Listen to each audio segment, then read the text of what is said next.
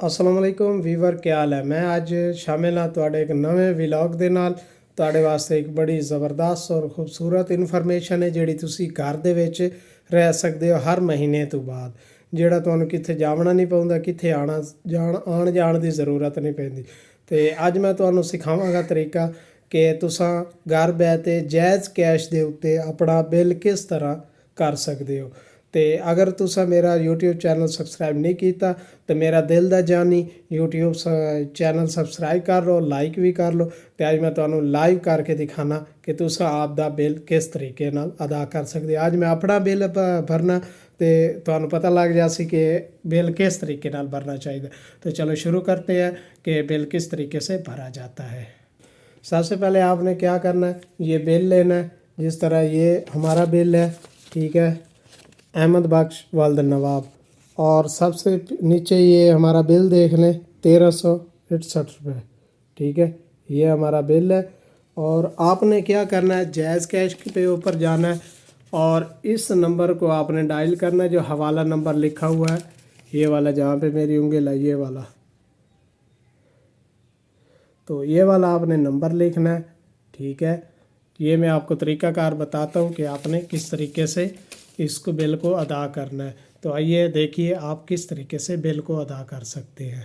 Weaver इस तरह तुसा सब तो पहले डेटा ऑन करना है। जायज़ कैश अगर तुहाडे मोबाइल च उसनू ओपन करके तुसा जिहड़ा तुहाडा कोड लगे होया उसनू ओपन करके अपना अकाउंट ओपन कर लेना, खोल लेना, ठीक है। उस तो बाद तुसी सब थल्ले आ जाना इत्थे इलैक्ट्रिक बिल ते इस ते इत्थे इसनू कलैक्ट करना है, ठीक है।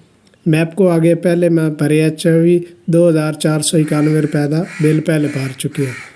उस बाद इनू बैक कर देना, ठीक है। दोबारा फिर स्टार्ट कर दिया इलैक्ट्रिक ते इत्थे आके मैप को ते आना है, ठीक है।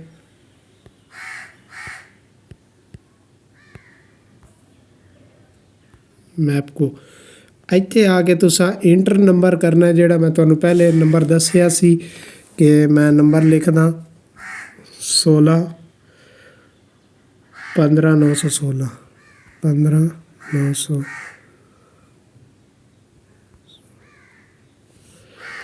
और ये बड़ा ख्याल नाल और अच्छे तरीके नाल तुसी ये नंबर लिखना ताकि गलती ना होवे, ठीक है।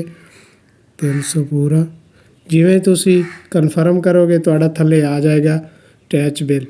इस दे उपर क्लिक करोगे, क्लिक करन तो बाद तुहाडा थल्ले बिल आ जाएगा जिहड़ा मैं तुहानू दस्सिया सी पहले शुरू वीडियो दे 1368 रुपए बिल है। ते तुसी अपना इस दे उपर ओके कर देना है 1479 रुपए। ये बिल भरी जाना है 1368 रुपए, कन्फर्म कर देना, ठीक है। उस तो बाद तुस अपना कोड लाना है,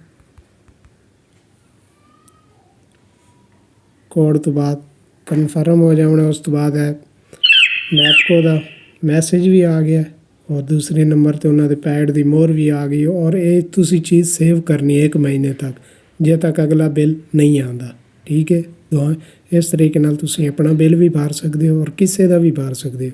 दुआ च याद रखिएगा। अल्लाह हाफिज़।